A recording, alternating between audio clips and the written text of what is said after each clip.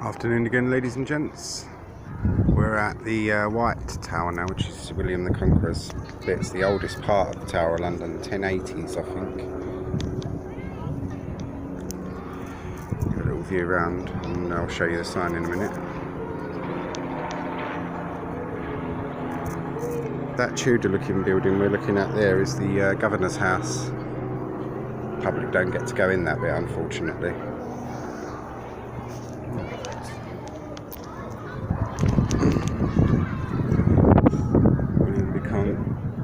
Conqueror began building of the White Tower soon after he invaded England in 1066. It was complete by 1100.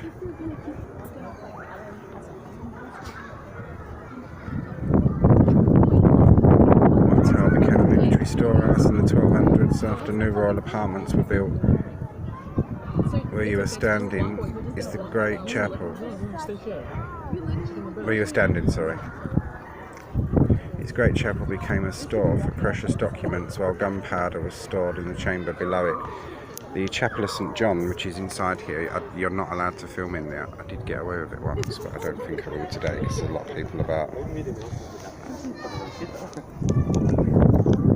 The Wardrobe Tower, 12th century. It's where the royal wardrobe was.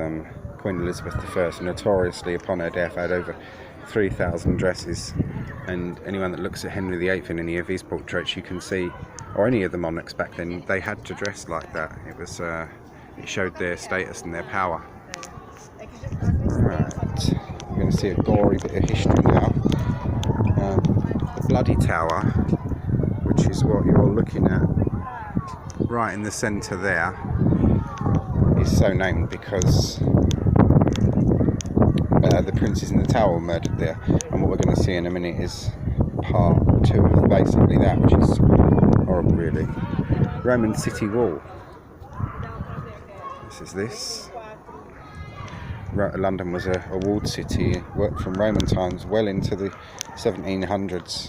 When they started pulling the wall down, they knew that London wasn't going to be invaded and whatnot, or they felt safe enough that it wasn't going to be invaded. And that's after that when London started spreading out into the suburbs and everything as we've got now.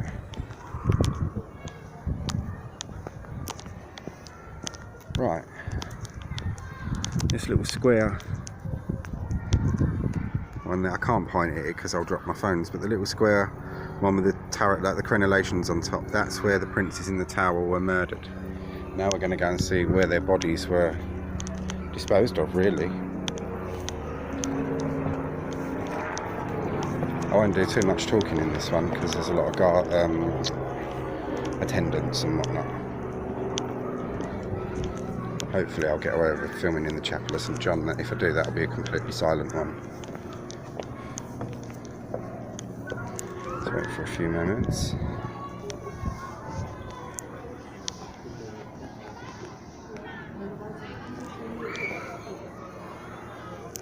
There's Tower Bridge over there. Some nice views. Shard. The evening views are lovely from the crenellation walls where those people are walking. That's where we'll be doing that bit last.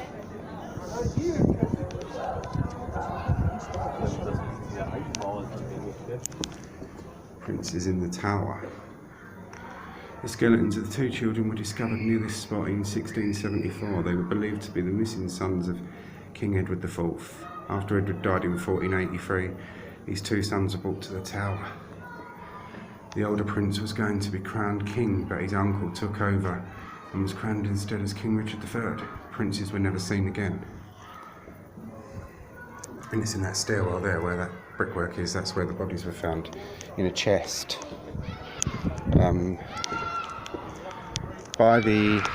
Even at the time in the 1600s, by the size of the skeletons and the richness of the clothes around the skeletons, they knew exactly who they were.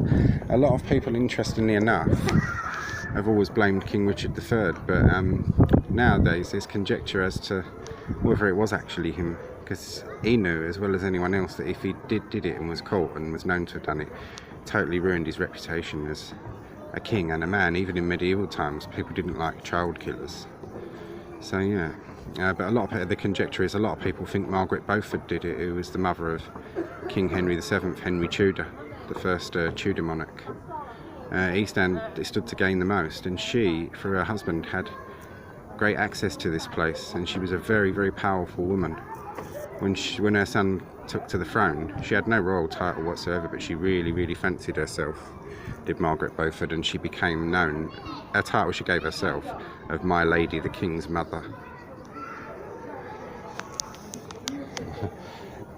She wasn't liked. Right, we're going to go in the White Tower now.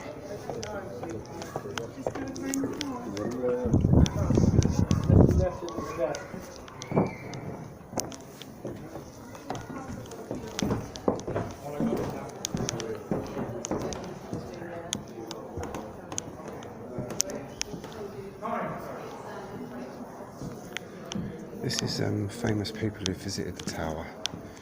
Samuel Pepys, Londoner diarist. Detail from Portrait of Samuel Pepys by John Hallows, 1666.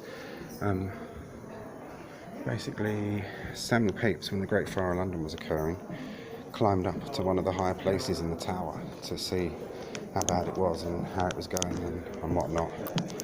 And he also climbed up to the steeple of what he called Barking Church, which isn't Barking Church where I went.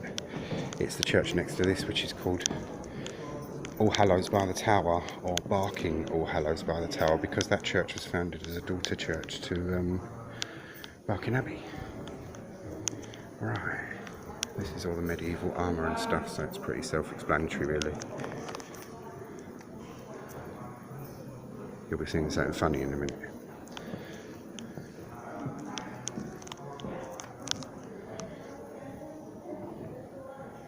King Henry VIII's fowling piece. Oh, this is new to here.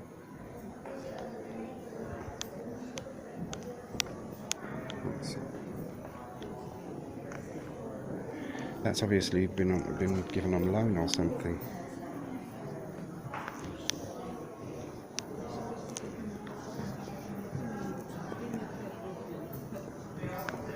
Even these horses, these carved horses that the armour is on, these are extremely old, from the 1600s, the majority of them, when the line of kings was set up. Some of the armour here was a fake in its day. They apparently hold the armour of King William the Conqueror, and when you look at the armour, nothing like that existed in his time, so yeah. A great Norman fireplace. The Normans were the ones that brought fireplaces, chimneys, to England really. We had them kind of before that, but most people had a fire in the middle of the room and the smoke got out through the thatch, which served two purposes. You could hang meat up there and smoke it, and you could also keep the little bugs and pests away. This is Henry VIII's horse armour. He's finding it increasingly more difficult to get around. Yeah. I can't really see that. Sorry, that's better. Henry VIII's horse armour. Father, right, son. Silvered and engraved armour of Henry VIII. The funny thing is what you'll see in a minute, and in the days of superstition, women that were infertile, they used to come and stick a pin in what I'm going to show you in a minute, thinking that it would make them fertile.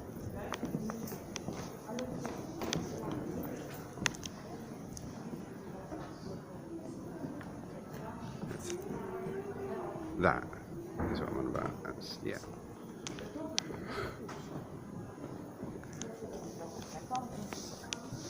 That's Henry VIII's codpiece basically, but it's ridiculously inflated and whatnot. Yeah, and the superstition was that infertile women used to stick a pin in it. Line of Kings. Since 1652, visitors to the Tower. So this is what I'm saying now, the Tower of London has been a tourist attraction since the 1600s. So that isn't, the Victorians really set it up to what we've got it as today. Because don't forget, in those days, in the 1700s, the Duke of Monmouth and people like that were imprisoned here.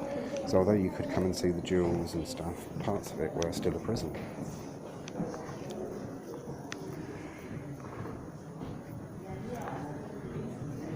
The best armourers were the Italians in those days. Henry VIII had armourers brought over for him. Breastplates and everything on there. Henry VIII got so fat that basically they had to let out the armour, and that's what those buckly things are on the side of them. You can see them basically stays to make it bigger, because he became really fat. Oh look, you can see them there. Look.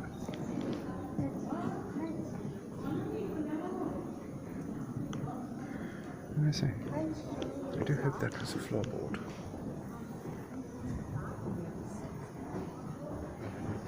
Edward VI, Henry VIII. Henry Prince of Wales. Henry Stuart, the Lost Prince.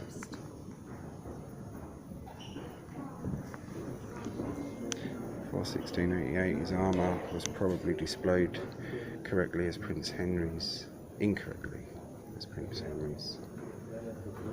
After 1690, it was displayed as a figure representing the boy King Edward VI, Henry VIII's son. From 1827, this armour was restored to its original owner, Henry Prince of Wales outright. So basically, they displayed it as the armour of Henry VIII's son, but it was Henry Stuart.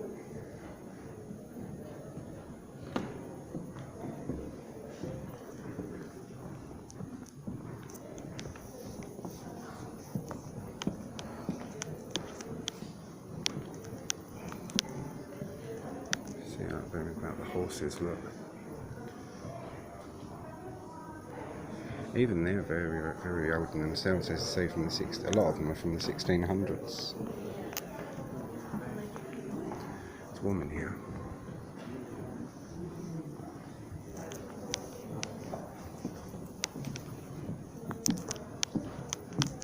Just a case of waiting until you get like a free moment to go to things.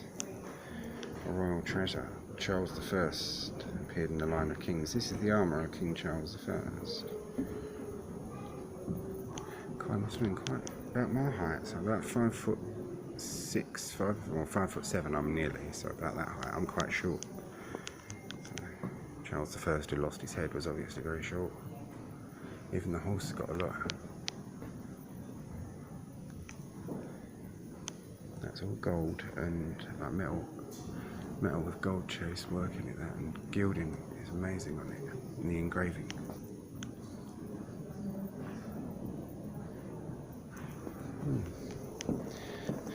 What we're going to see now is interesting.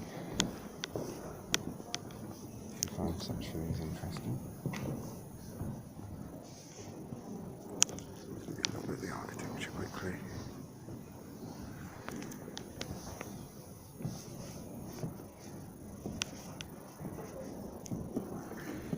In here is the Spanish armory, and it's been closed for a very, very long time. I got to see inside it once, and my God, was it horrible. They were wicked, they were, the people, what they did, especially with the Inquisition.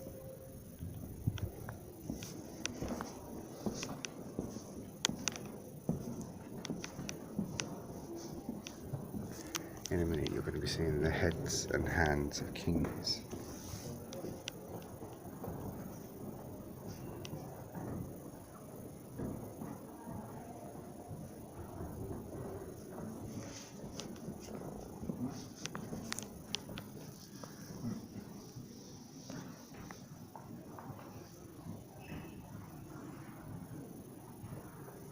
There's no doubt in who that one there is in the middle. That's Henry VIII for certain.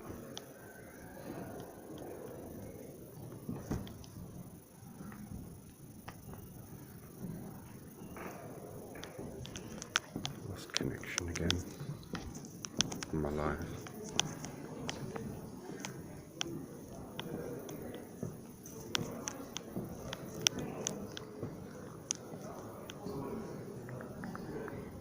Sorry about that, guys and girls, lost reception signal.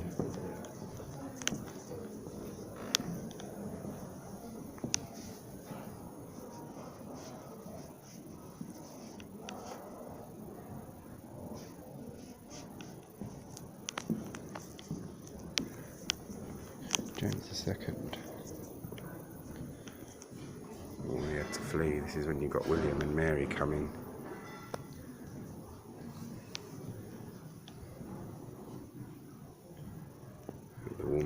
baby incident and all that.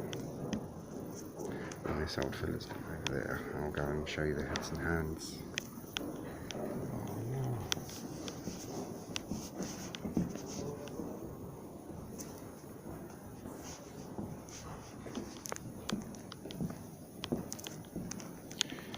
This is apparently the armour of William the Conqueror.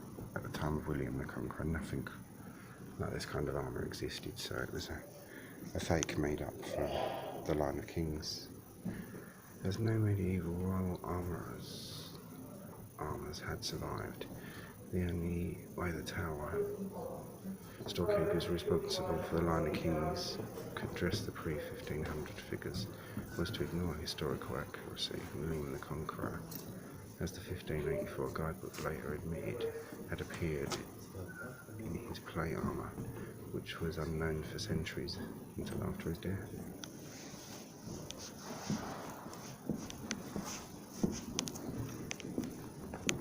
The heads and hands thing is really busy at the moment, so I'll come back to that.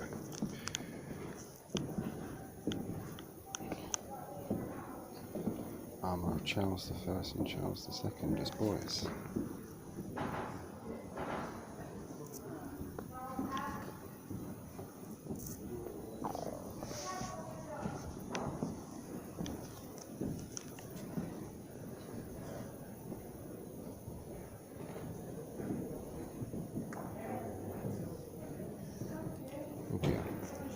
A Spanish torture collar, that is. Collar of torment. No, that's what I said about the Spanish armoury. They were really wicked beggars, they were. Oh, look at this. Look, the dwarf and the giant. This is in the days when basically freak shows and whatnot occurred, and you'd have like a man who was an absolute giant in this armour with a dwarf dressed in armour, which was obviously just not very nice, but it was of its time.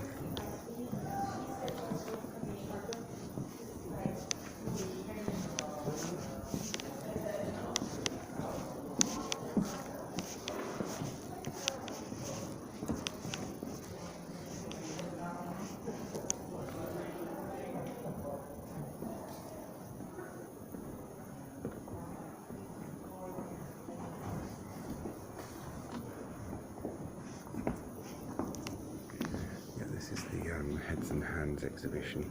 That one we're looking at right by the lady's head is obviously the face of Henry VIII. Charles I with the beard.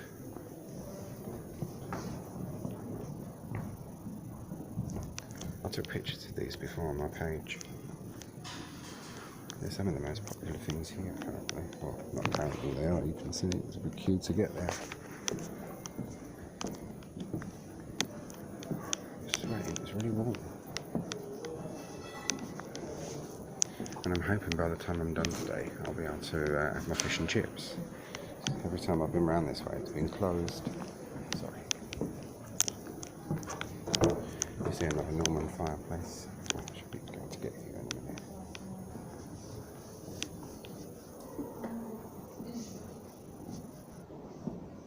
Here we are, right. Henry VIII.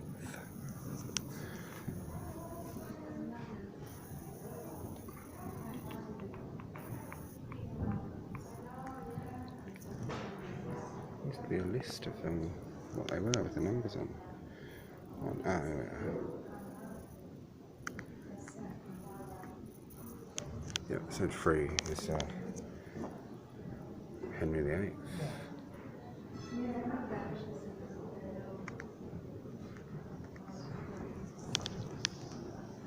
Top one's meant to be William the Conqueror, Charles I, Charles II.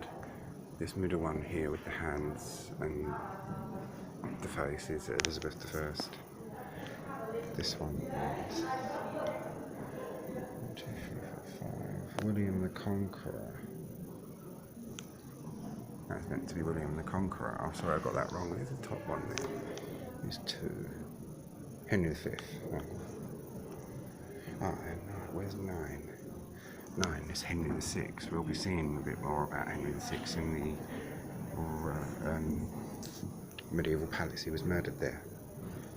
by the Three Sons of York. Three Sons of York, Roses in Splendour. They were the Plantagenets, the Wars of the Roses era. Three Sons of York rose in splendour and fell in glory, because King Edward took the throne and kept it, but with a lot of hell of trouble keeping it. His brother George, Duke of Clarence, ended up being executed at the order of his own brother here at the Tower in a barrel of Malmsey wine. And Richard III, we all know what he did, so...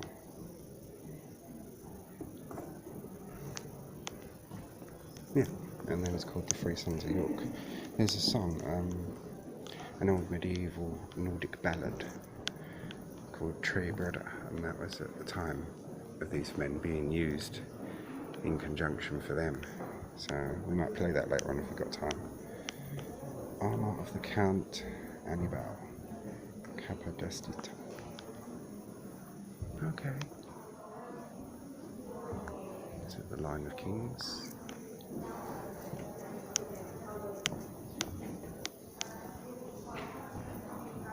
Even the horses are just amazing. There's another Norman chimney there.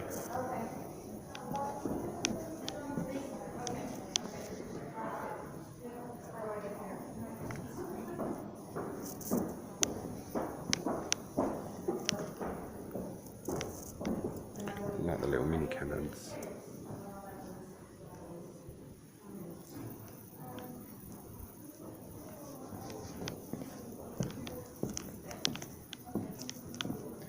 Knights in combat.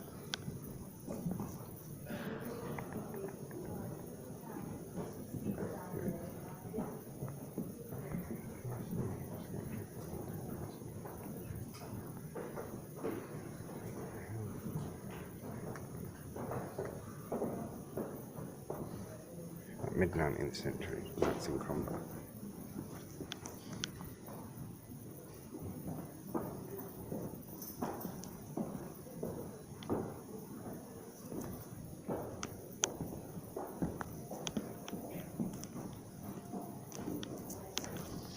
See all the royal armour and everything. And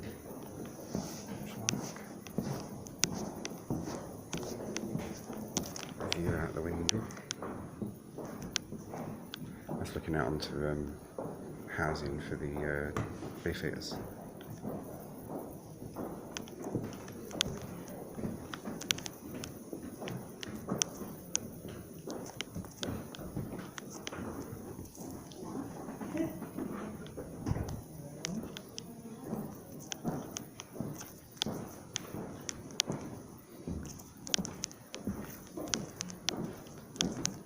Hope you're all finding this interesting. I'm trying to keep each instalment to under an hour if I can. You can see a Norman garderobe in a minute, which is a toilet. And these were placed on the back side of the tower, so when people went by, you didn't see all the shit stains all down the tower, which was meant to be nice and white and gleaming. But yeah. Can't really see a great deal in there because it's plexiglass and whatnot, but yeah, basically it would have been a wooden bench with a hole in it, dropped straight out into the moat, into the Thames, which was very nice. Oh, I wonder if they've put the Joseph Jacobs chair back on display yet. Joseph Jacobs was the last man to be executed at the Tower in the Second World War as a spy. And they used to have the chair on display here, but I know it caused a lot of contention because it offended quite a few people. His granddaughter came here and saw the chair that her grandfather had been executed in, so it couldn't have always been very nice, but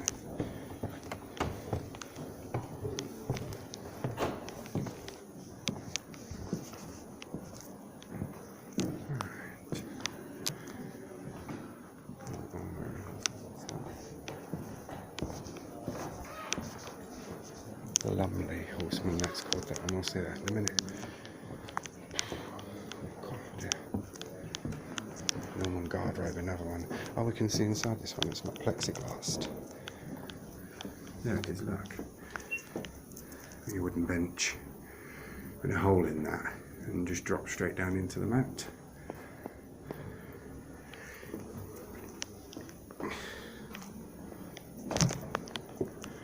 toilet paper for the nobility of the time would have been things like rags and cotton, like the best, but the poor tended to use leaves and moss. Using newspaper didn't come in until way after that.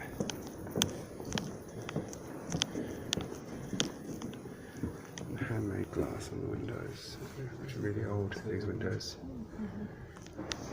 If you look through a lot of the glass here, you can see whether it's old, original or not. Oh, this is the Great Stairs, the Norman Stairs. These are the main stairs inside the White Tower, rising from the basement to the roof. Originally they were the only means of reaching important rooms on this floor. Yeah, because don't forget this was a fortress, so it wasn't a tourist attraction in those days. Norman guard robe. Oh look, you can actually get in there now. Oh, see, this is what I mean about coming to the tower. They changed so many things. This was never open before. It's from the box, look. Oh look, yeah, and it would have gone straight out into there. God, that must have been drafty, mustn't it? You can, I tell you, you can feel the draft blowing in through that. That's like an instant sex change, that one. Oh, I should shrivel up and die immediately.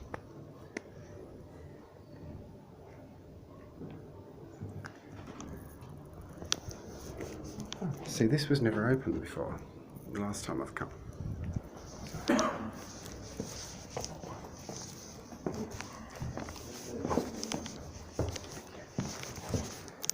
have to go down the stairs sideways because my leg is really just not good at the moment. Look at that really ancient woodwork. I just love everything about this place. The original Norman toilet guardrobe served the great chamber and was one of 6 in the White Tower. On this floor there were 2 more either side of the cross wall nearby, and another off the stairs in the northwest turret. There were 2 more on the floor below, and in the entrance chamber's narrow walls, waste fill into the grounds. Pits or dead zones, probably because of this. The guardrobes were all on the north and east sides of the building, away from the front elevation visible from the river. That's what I said, didn't I? Yeah, that they wouldn't want people sailing by and basically just seeing a load of shit. A Norman cupboard. They would have kept their Norman things in there, I suppose.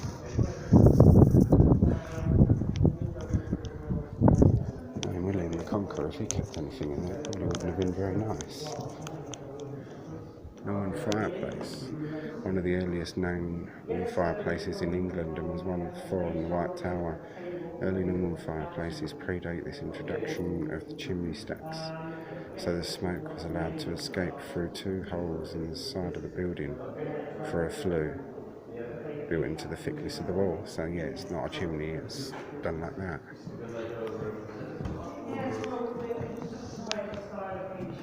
It's bricked off.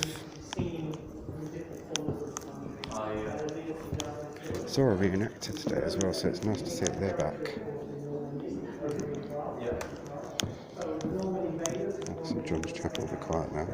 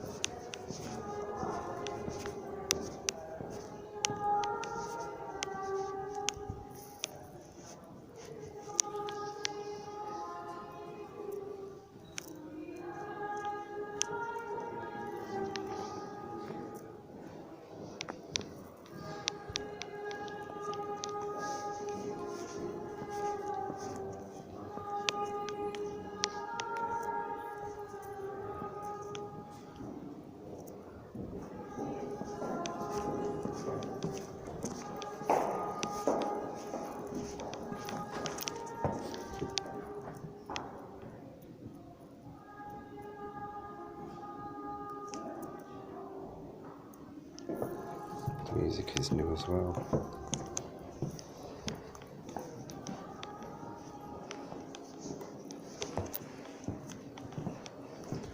Not really supposed to do that, but How's that for a book? Wouldn't want to read that. The Board of Ordinance. God dear. Book number 12. The arsenal. This is all that to do with the armories and everything. Samuel Pepys, working for the Navy Board, would often have to come to the tower himself when gunpowder and things and that were stored here and to Woolwich. And he used to walk along the Thames riverbank to Woolwich from here. He liked walking, did Samuel Pepys. We're at 30 minutes on this one so far, so obviously there is more to say, so it's going to be a bit of a longer one, this. Jousting lance. King Henry VIII loved jousting. That's how a lot of his problems started, really. He was thrown off his horse when Anne Boleyn was pregnant. Apparently they say the horse fell on him and he was unconscious for several hours. And when he woke up, a lot of people say that his personality had changed and that's when he became really, really horrible. And some people say now, like medical experts, that they think he, and I can't, bruised his cerebral something. And it happens with athletes and things, and people are involved in accidents now, and it does change your personality, makes you very aggressive.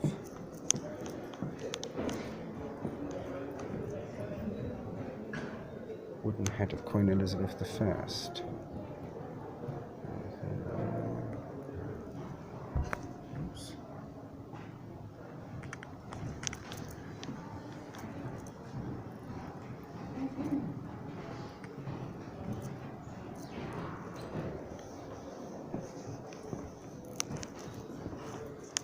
Diplomatic gifts. This is like gifts from foreign countries to England. Saddle. The wooden saddle is thought to be a gift from Sigismund, King of Hungary. Oh, funny enough, I've got a coin of Sigismund, King of Hungary as well, because I collect coins, don't I?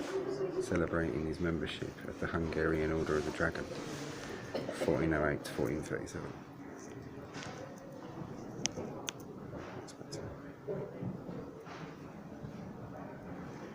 Craftsmanship and workmanship in that is just second to none. And this is a piece that always interests me. Japanese armour from 1613.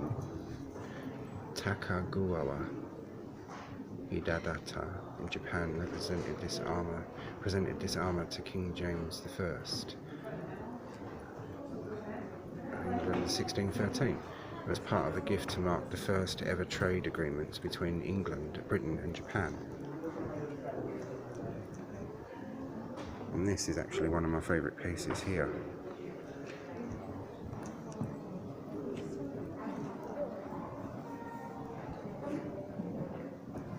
Days of the Shoguns and stuff like that. Oh, that's better.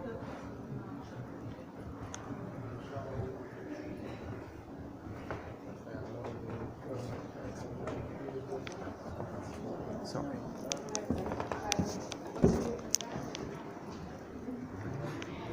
Queen Elizabeth I again. Let's take that this way.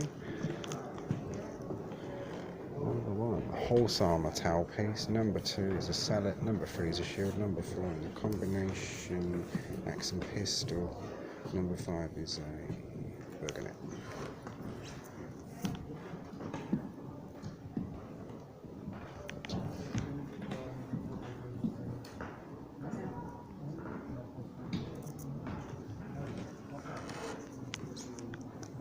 It's a really warm day again today. It's very nice. Oh, that's brilliant. I like that. It's a combination axe and gun. I want one. I'll show you this bit when no one's here. What we're looking at there. Oh God, they've got the heating on in here. No wonder it's warm. I won't be staying here long. That there, what you're looking at right there, is the block, the side of the scaffold. And you can imagine how many people, when it was an execution within the tower, would have crowded at these windows and watched. Chilling foot, eh?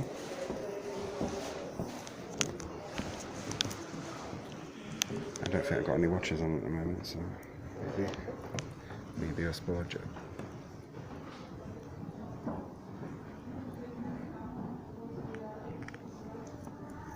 my live. I'm doing a live for Facebook and a pre-record for YouTube at the same time.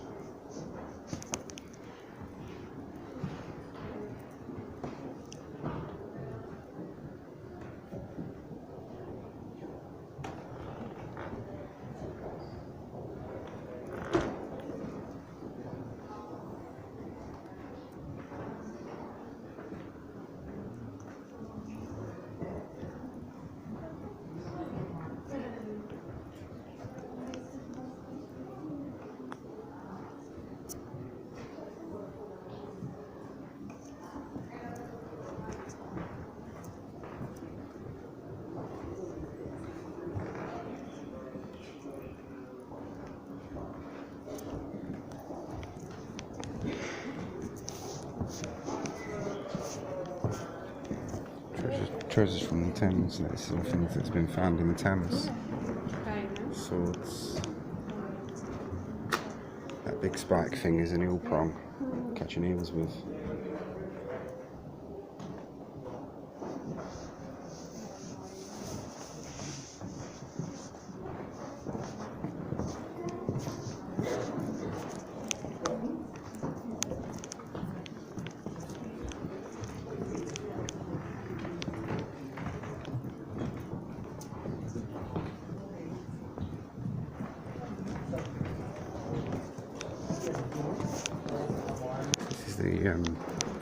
The tower at War 1418.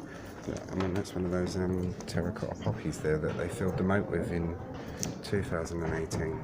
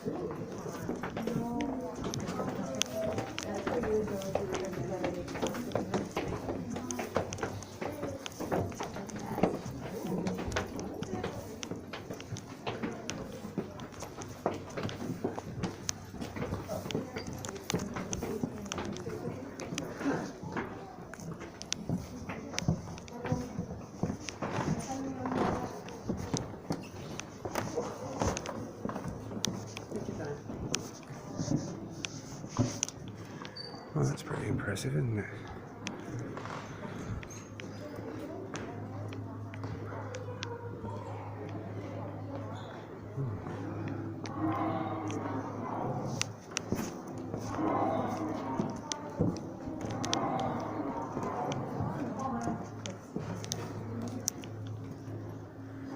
Norman window.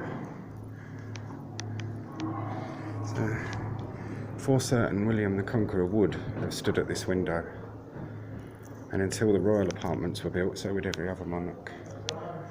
Waiting, because don't forget, all the monarchs of England stayed at the Tower before their coronation, and then they were taken from the Tower to Westminster Abbey to be crowned.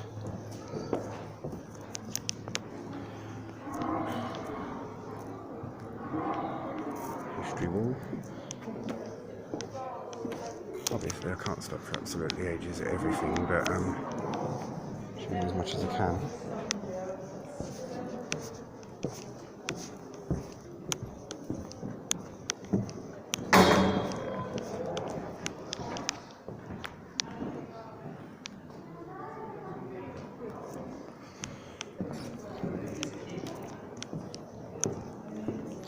Board of Ordinance.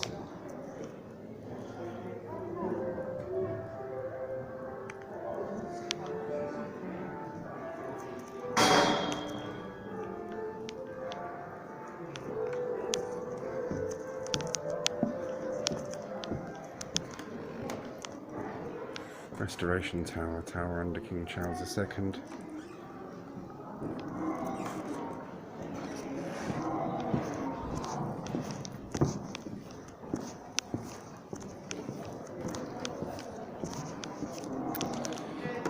guns and stuff. How they would have tested barrels in those days. When out on my journey here, you come past a gun tester. It was an old proof testing house for guns. This is the Board of Ordinance Grand Storehouse, a model of it, of course.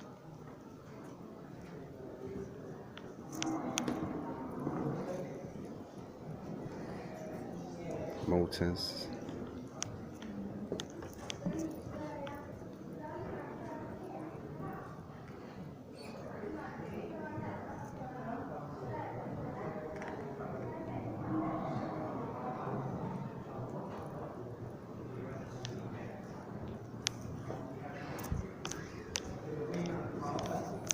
Ah, it's back on display. You are going to see Prisoners at the Tower. The execution of Joseph Jacobs. German spy Joseph Jacobs parachuted into England on the night of the 31st of January 1941. He was injured on landing, captured and brought to the Tower for court-martial in August.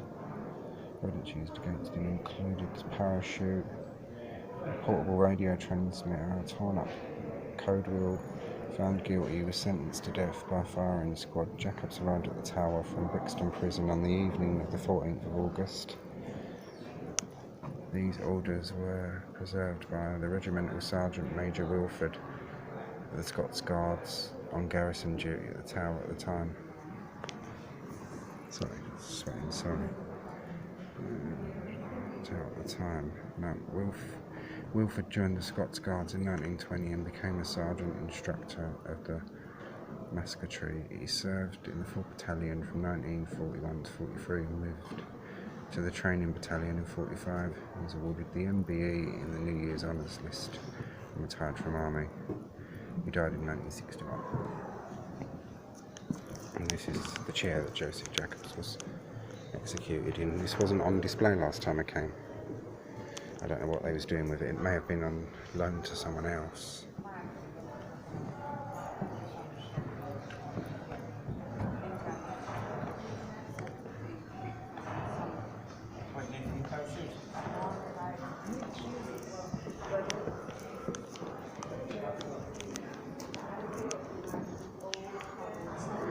Prisoners.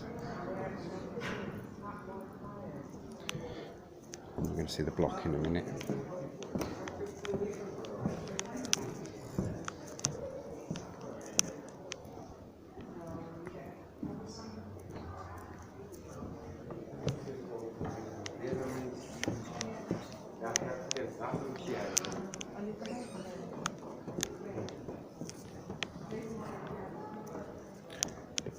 Block.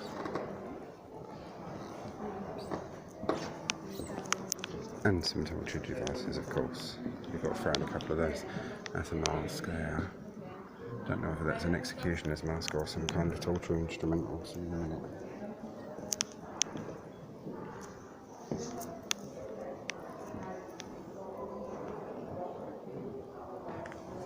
Yeah, it's an executioner's mask. Black shackles.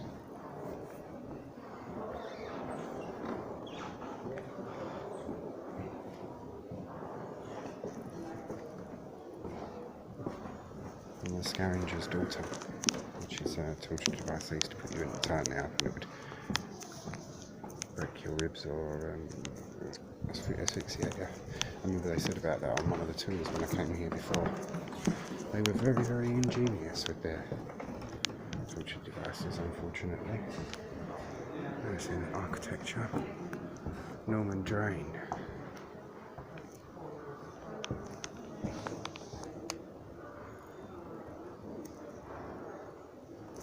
Does make you wonder what they was draining out of it. God forbid, eh?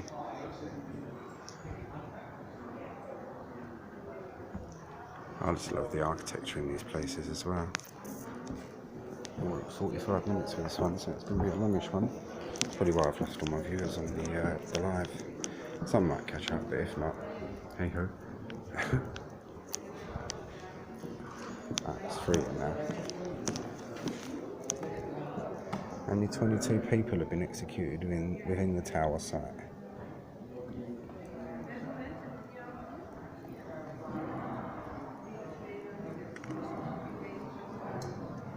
Scavenger's daughter. Simple device was also known as Skeffingtons. Guys, after his invention, Sir Leonard Skeffington, lieutenant in the tower in 1535, it was said it could compress the body so much that the blood was forced from the nose and ears. Oh, Jesus. They were horrible in those days, weren't they? Well, I suppose we're no better now, really. It's more sophisticated about it. Let's use drones instead. Oh, look at that.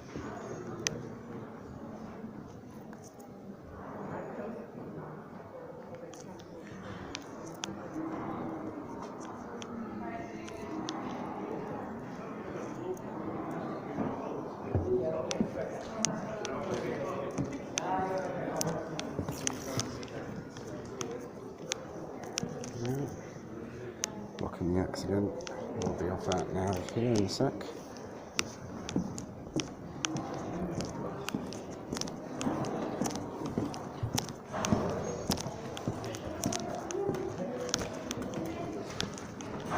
Model of the tower.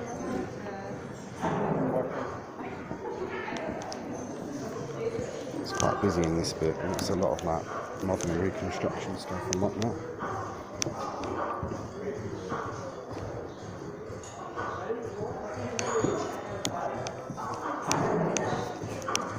Like interactive things like where kids can get involved in stuff in there, which obviously they like.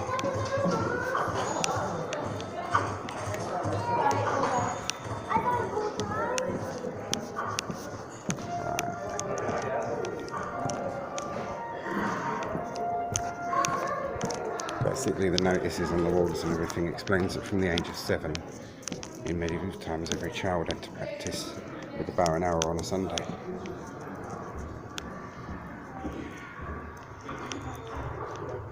The longbow. The English became renowned and feared for what they could do with the longbow.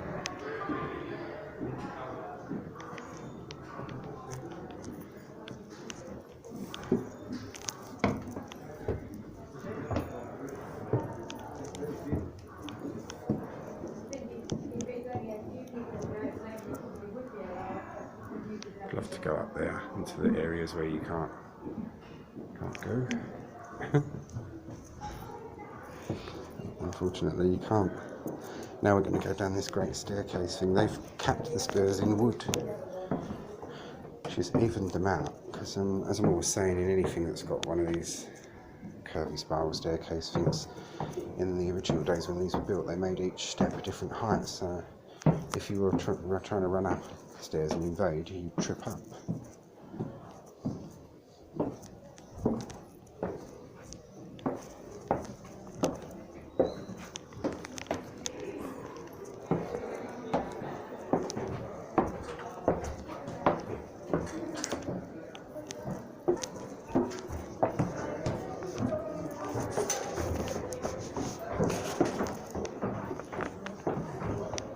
That's where we were just in there, and we looked through at the great staircase. We're on the staircase now, of course.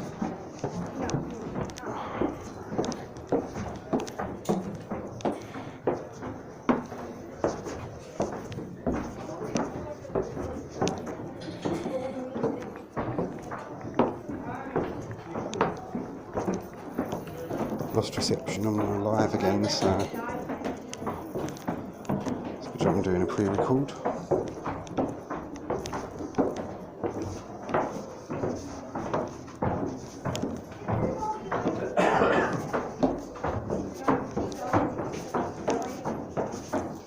Back again, we lost reception. Nearly at the bottom. Here we are.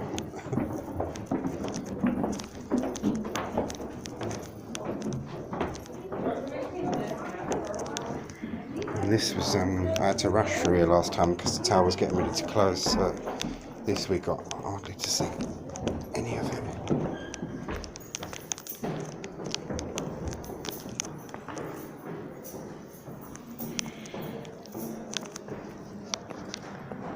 Lost reception on the live again, so it's pre-recorded.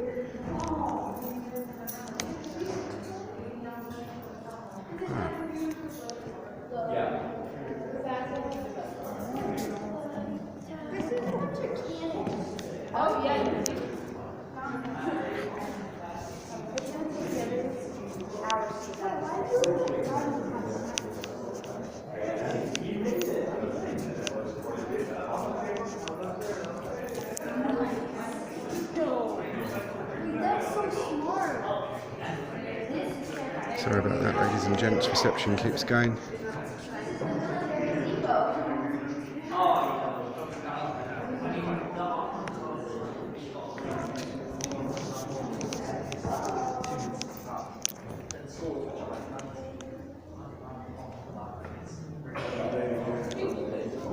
So, yeah.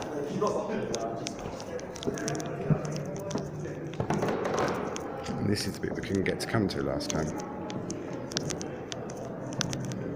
Norman foundations. And looking down into what would have been a dungeon in its day.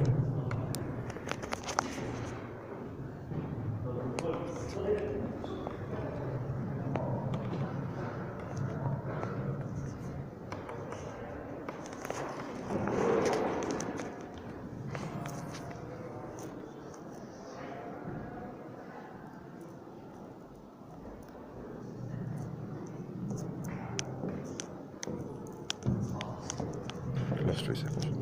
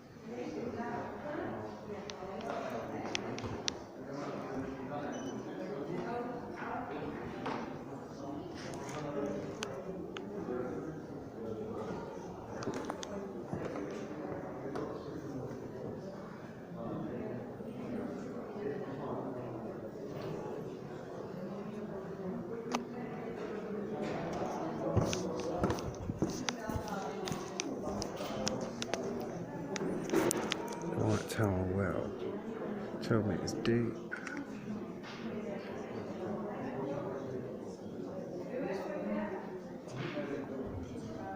Round about 1100.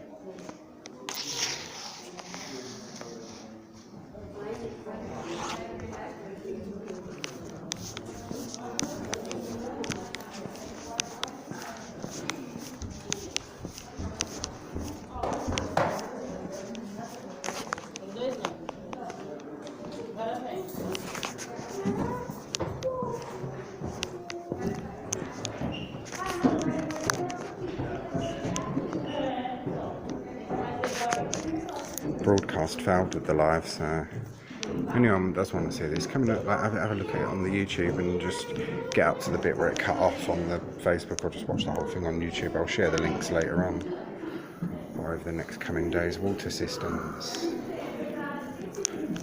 Systems like this one bearing George II's monogram, formed a part of the tower's firefighting system. British dated 1752. 1729.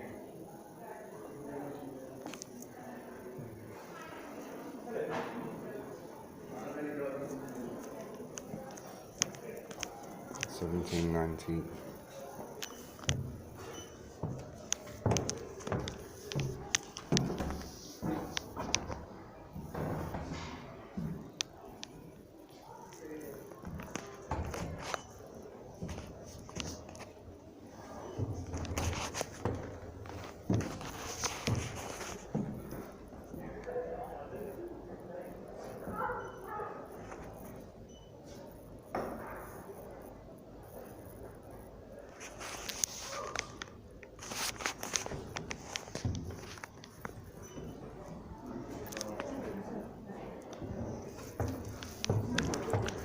Sorry about the live dying in there, guys and girls. It's reception because the walls are so thick. This is where we're just wearing here.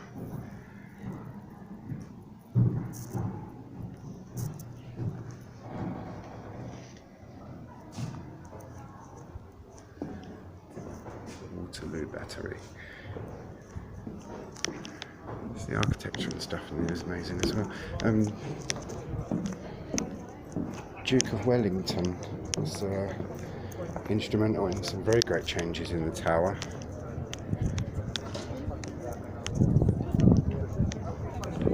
Right, that's the White Tower done.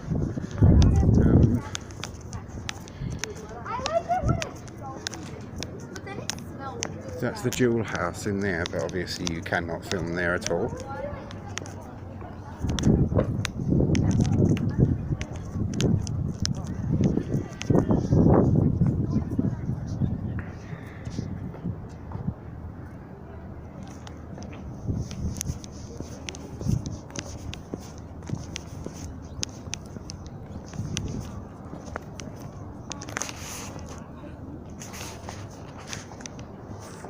Oh, it's only half free. Sorry, keep on you on the floor. It's just a lot of people about.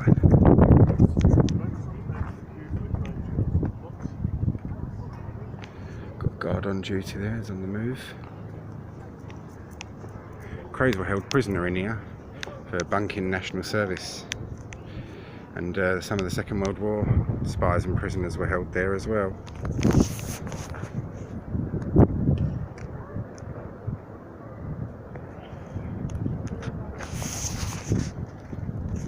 Guys, that's it. I was just sorting out the thing.